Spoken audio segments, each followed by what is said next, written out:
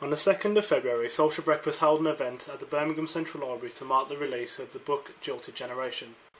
This book, written by Ed Hauker and Shiv Malik, highlights the blight of young people in Britain who now face debt, unemployment and even homelessness. Myself and Alicia managed to get an interview with the authors before the event, whilst James and Geeta captured the opinions of those that attended.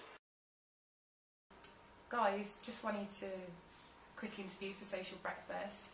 What made you decide to write the book? Well, it was a curious thing. What happened was, I had a kind of sense, and Shiv had a kind of sense, that young people in Britain were in a curiously weak and kind of vulnerable position in terms of some of the basics of life, housing and jobs, how politics treats them and so on and so forth. And that was our hunch, and we had a whole series of slightly long and kind of torturous conversations about it, and then decided actually to go and try and look and see if there was any evidence that would show this. And Shiv actually spent a lot of time at the British Library and digging through government records, and built up a picture using statistics and new evidence of what the circumstances for young people in Britain were. And we found actually that they were much, much worse than we thought.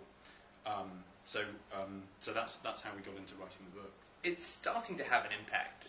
People are picking up the phrases, and thinking about things in generational terms, thinking about things in terms of the long term as well. And that's probably the best thing that we could have done, was to sort of get people to have that mindset. Actually, what are young people getting? I think it's also changed politics a little bit. The language that's going on, and obviously in conjunction with the student protests and the cuts that are happening to young people, this book has become perhaps more important than we ever thought it would be. One of the really interesting things about the book actually is, slightly before we published our book, David Willett, who's the kind of university's minister, published a book about the baby boomers, who are this generation of people who are basically our parents' generation, born between the kind of late 1940s and 1960s, where he said that they had to be much more generous towards the way in which they kind of treated young people in Britain. They were kind of threatening their future. And for our money, he didn't go anywhere near far enough in that book. I think I'd add to that as well. If you look at the Comprehensive Spending Review, which is the series of cuts, they really hit young people hard, really, really hard. So it's not just about student fees. The housing budget's been slashed. So if you're thinking about getting a house, any time, whether it's a social house or buying your own house, for example, that's going to be incredibly difficult.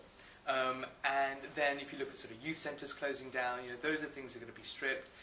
The Future Jobs Fund, that also got stripped out, one of the first things to get stripped out from government spending.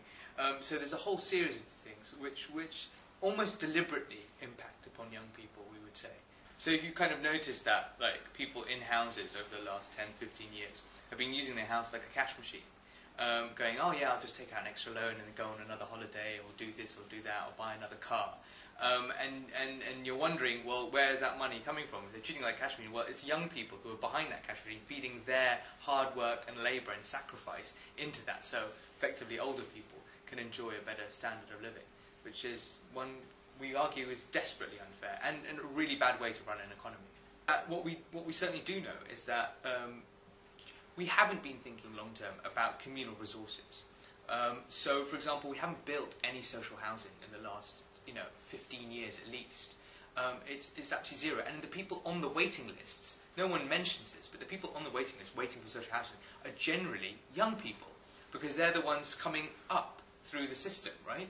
And therefore waiting for a house. And that list goes to about 1.7 million families. So that translates to about 4.5 million people almost. Again, they're young. And why hasn't that investment happened? If you don't invest in young people, if you don't invest in new workers and future taxpayers, then, in a couple of decades' time, you start to see very big problems. And those problems exist regardless of what your politics are. Only the sort of young person network is one of desperation, optimism, but unfortunately it's not very well warranted. Gaining internships, absolutely very, very difficult to get a job without an internship now. It's actually more like a long-term interview than an internship. And the opportunities that I currently would have thought and was told that I would have had as a child, and then going into university and then coming out the other end, aren't there. So this book very much speaks about me. Hello, I've had a very enjoyable evening with the Jilted Generation. I'm just looking forward to Jilted Generation 2, which is how do we bring Britain's youth back into the black. case, if we as a generation don't think we're worth anything, then we're going to be exploited, right?